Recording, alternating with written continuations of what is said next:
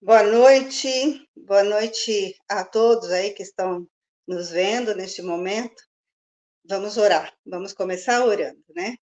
Pai, em nome de Jesus, nós entramos na tua presença, Senhor, e nós pedimos que o Senhor nos abençoe neste momento, Pai, em que vamos aprender um pouquinho mais da tua palavra, que teu Espírito Santo nos conduza e que tudo aconteça para a honra e glória do teu nome. Nós estamos aqui porque precisamos e dependemos de ti. E é em nome de Jesus que nós oramos. Amém. Oi, meu nome é Leila. Eu sou uma mulher à imagem de Deus. Foi assim que ele me fez. E eu sou uma filha amada de Deus, porque eu fui adotada, né? Através do sangue de Cristo que foi derramado na cruz. Essa é a minha identidade. E como é bom nós termos convicção de quem nós somos. Saber da minha identidade é saber da onde eu vim, qual é o meu propósito de vida e para onde eu vou. E eu não sei vocês, né? Mas quando eu cheguei no Celebrando, eu não tinha clareza assim dessas respostas, sabe? Se alguém perguntasse quem é a Leila, eu com certeza teria dificuldades para responder. Pois bem, ao longo da minha caminhada de restauração, e aí tendo como base, né, a palavra de Deus, que é sintetizada aí nos 8 princípios e 12 passos do Celebrando, então, na medida que eu fui dando cada passo, eu avancei no conhecimento de Deus, na medida que eu avancei no conhecimento de Deus, de Cristo, eu avancei também no conhecimento de quem eu sou. E então, hoje, eu posso dizer com toda convicção: eu sou uma mulher à imagem de Deus, filha amada de Deus, com o propósito de glorificar o nome de Deus, enquanto eu caminho rumo à eternidade com Cristo. Essa é a minha identidade. Como é bom, né? Nós temos essa convicção da nossa identidade. Deus tirou o peso da culpa da minha vida. Através de Cristo, também tirou o medo, revelou o meu pecado, tratou o meu pecado, me deu perdão, me deu a mão para caminhar junto com Ele nesse processo e experimentar essa vida plena que Jesus tem para nós. E apesar de mim, Ele ainda me dá a oportunidade e o privilégio de ser um instrumento nas mãos dele para abençoar outras pessoas. Então, como Deus é maravilhoso, como ele faz coisas grandiosas, como Deus fez coisas grandiosas na minha vida. E com certeza ele quer fazer na sua vida também. Vocês são todos muito bem-vindos aqui ao Celebrando. E nós nos alegramos muito todas as quartas-feiras, quando nós nos reunimos aqui para celebrar a nossa restauração. E nós estamos aí na contagem regressiva já, né? O ano passou e passou rápido, e nós chegamos já no princípio 8 e no passo 12. E aí o princípio 8, o que que diz? Ele diz assim: entrego-me a Deus a fim de ser usada para levar essas boas novas a outros, tanto pelo meu exemplo quanto pelas minhas palavras. Então, é o meu estilo de vida. Ser cristão é um estilo de vida, onde o que eu faço fala mais alto ou reitera o que eu digo, né? Na medida que eu coloco em prática a palavra de Deus. E aí nós temos, então, para que a gente consiga colocar esse princípio 8 em prática, o passo 12. E aí, o que que diz o passo 12? O passo 12 diz: tendo experimentado um despertar espiritual graças a esses passos, nós procuramos levar essa mensagem a outros e a praticar estes princípios em todas as nossas atividades. todas as áreas da minha vida. Isso se torna, então, um estilo de vida. Então, na medida em que nós damos cada passo, nós amadurecemos, não só espiritualmente, mas emocionalmente também. Mas nesse momento é muito importante, né, nós lembrarmos que cada passo tem o seu tempo. Então, não adianta eu querer pular algum passo, né? Eu preciso dar o primeiro passo, o segundo, o terceiro, o quarto e assim por diante. Quando eu tento pular algum passo, tem por trás dessa atitude aí uma negação, né? Isso revela uma negação, né? Na tentativa de eu não reconhecer, não enfrentar, não admitir a realidade que cada passo revela sobre mim, sobre nós mesmos. Portanto, nós precisamos estar atento à nossa caminhada com seriedade, com compromisso e com perseverança, sabendo, né, que nós temos um aliado poderoso neste processo de restauração. E não existe ferida, não existe dor que subsista ao amor de Jesus Cristo. Deus nunca desperdiça nenhum detalhe da sua vida. Ele não despreza nenhuma dor. Pelo contrário, Deus transforma, edifica e restaura todas as coisas na nossa vida e na nossa volta também. Então, debaixo da dependência e do senhorio de Cristo, além de nos restaurar, a nossa vida e o nosso testemunho, eles podem mudar as circunstâncias, eles podem influenciar vidas na nossa volta. Então, numa vida centrada em Cristo, não é o ambiente que muda o meu testemunho. Pelo contrário, é o meu testemunho que muda o ambiente.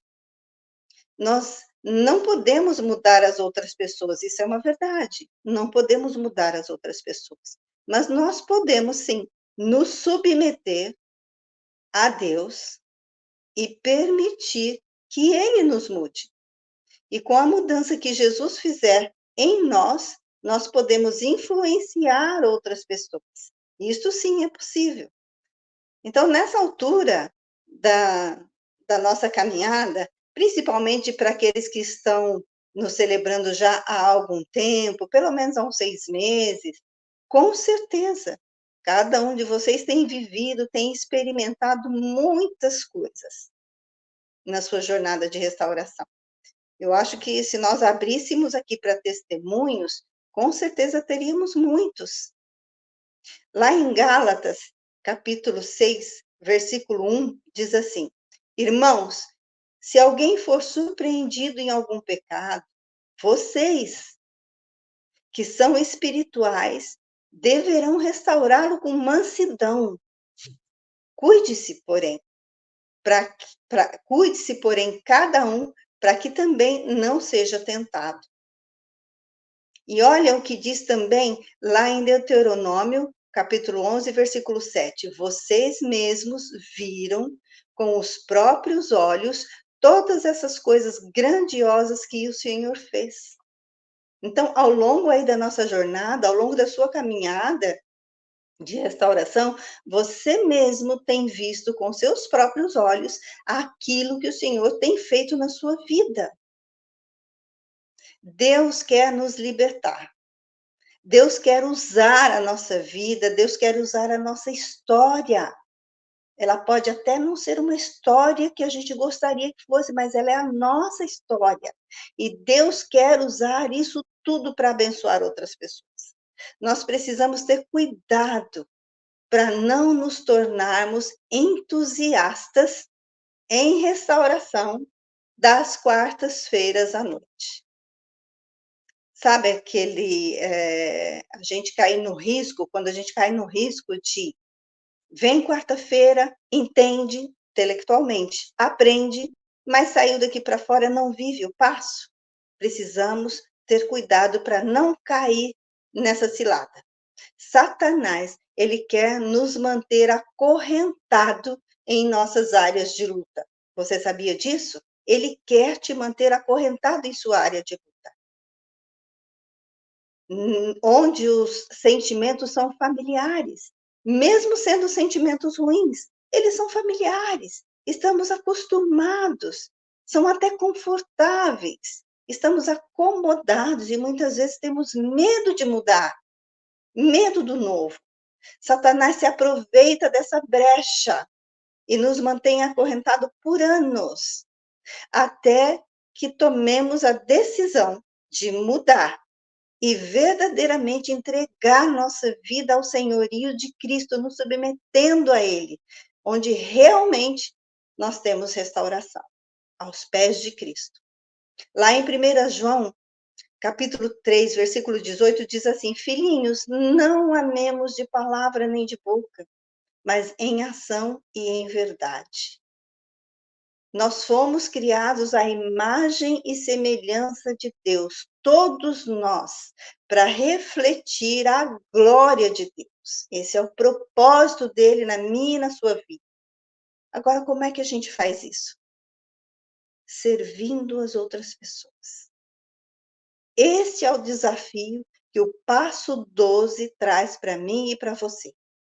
Nós colocamos a nossa vida, nossa restauração, nossas vitórias, nossas lutas, as dores, à disposição do Senhor. Colocamos o nosso processo de restauração e, enquanto estamos no processo, nos colocamos à disposição do Senhor Jesus para servir o próximo, nos tornando canais de bênçãos na vida de outras pessoas enquanto estamos sendo restaurados.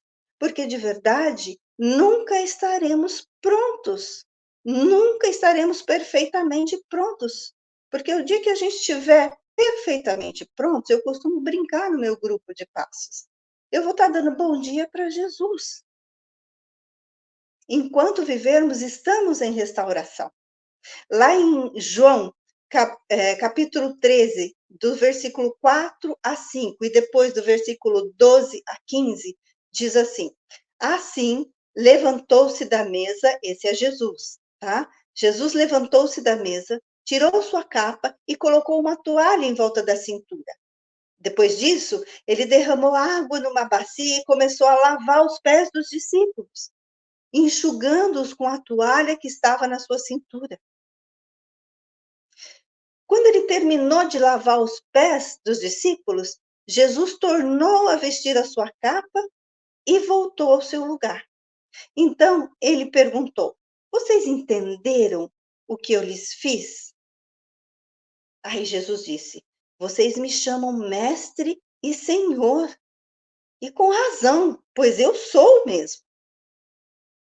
Pois bem, se eu, sendo senhor e mestre de vocês, lavei-lhes os pés, vocês também devem lavar os pés uns dos outros.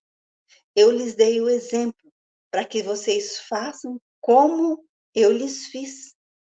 Agora que vocês sabem dessas coisas, felizes serão se as praticarem.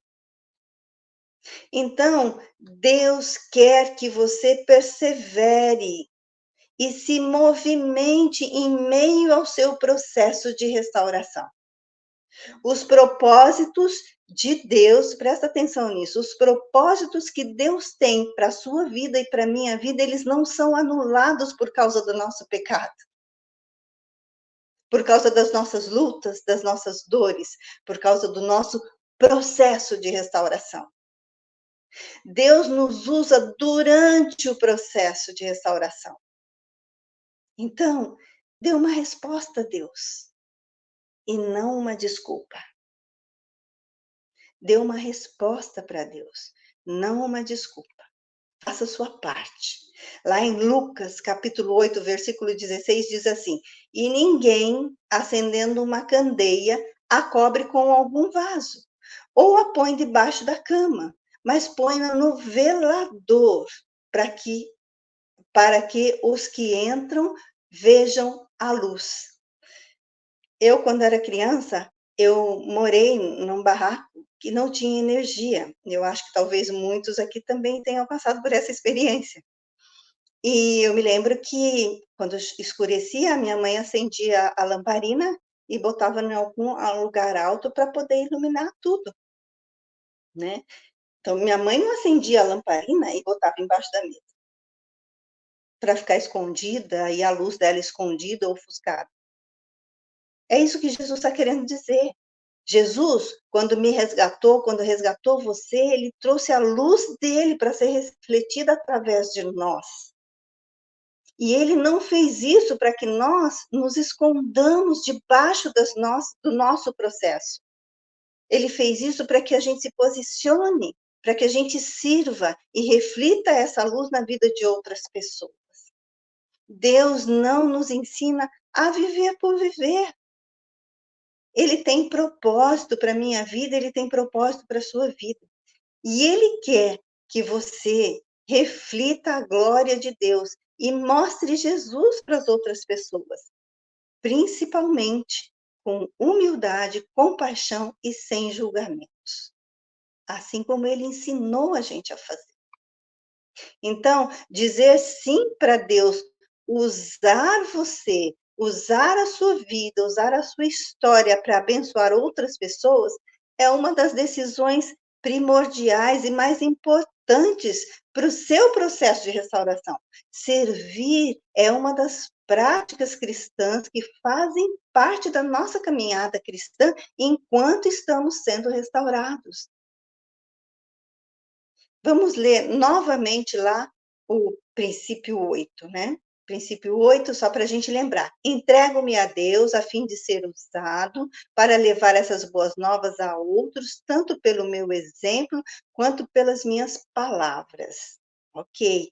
E aí vamos lembrar também o passo 12. Tendo experimentado um despertar espiritual graças a esses passos, procuramos levar essa mensagem a outros e praticar esses princípios em todas as nossas atividades.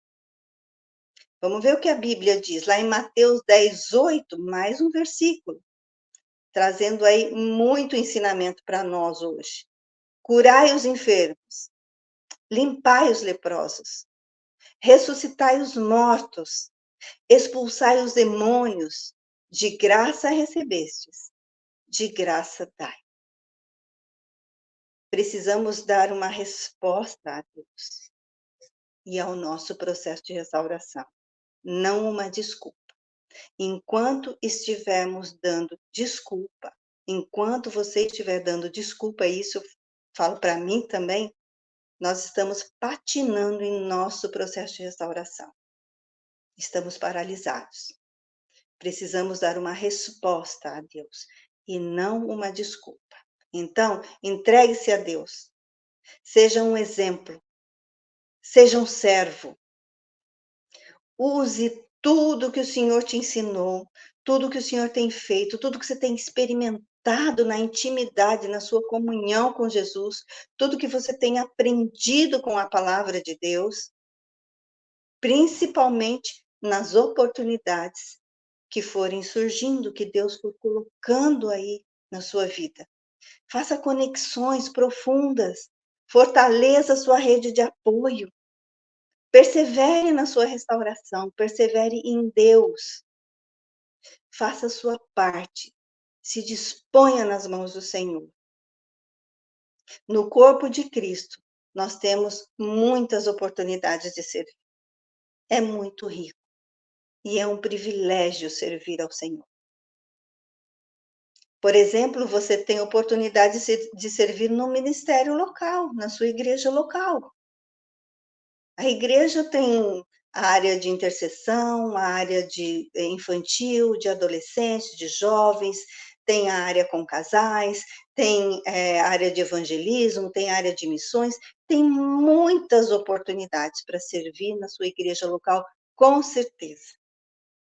No Celebrando, né? Tem muitas oportunidades de servir no Celebrando.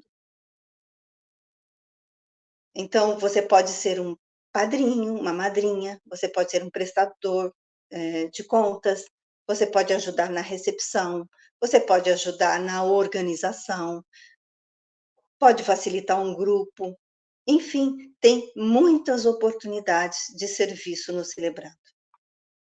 E se dispõe, então, se disponha no ministério na igreja onde você frequenta, se disponha no Celebrando, se disponha onde Deus te colocar,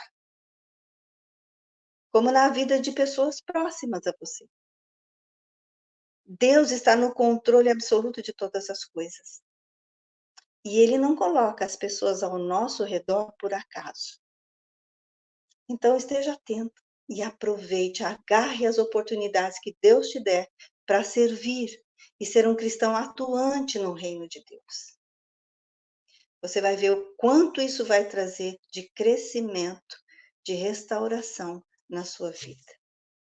Como o nosso título diz, eu sirvo e sou servida, né? Eu sirvo e na medida que eu sirvo, eu sou servida também. Na medida que eu entrego tudo aquilo que o Senhor tem me dado, eu recebo também. E eu cresço espiritualmente e emocionalmente. Eu vou deixar aqui duas perguntas, né, para o nosso grupo de partilha que vai acontecer daqui a pouco, né? A primeira pergunta: o meu estilo de vida reflete o amor, a humildade e o serviço a Jesus Cristo? Uma boa pergunta para a gente pensar e compartilhar no nosso grupo. Outra pergunta: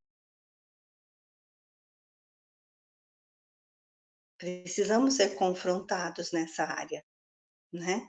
É muito importante para o nosso processo de restauração.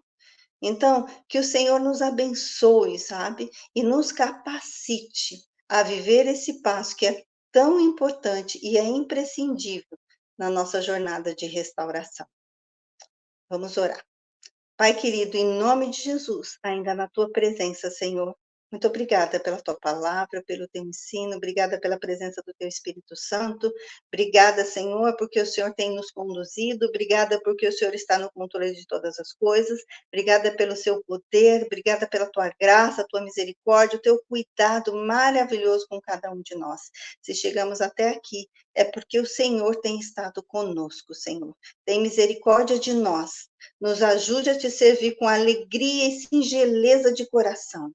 Nos dê coragem, Senhor, para dar esse passo de fé e experimentar a alegria, a plenitude, a experiência, o aprendizado e o crescimento que há em te servir e ser um cristão atuante no teu reino, Pai. Muito obrigada por tudo, Pai. Que só o seu nome seja glorificado, Pai. Em nome de Jesus que nós oramos, te agradecemos e te bendizemos. Amém.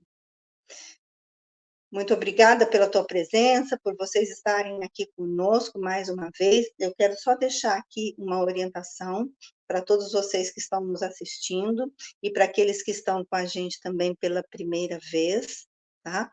Nós temos agora os nossos grupos de partilha, os nossos grupos de apoio. Você é convidado a participar conosco. Tá?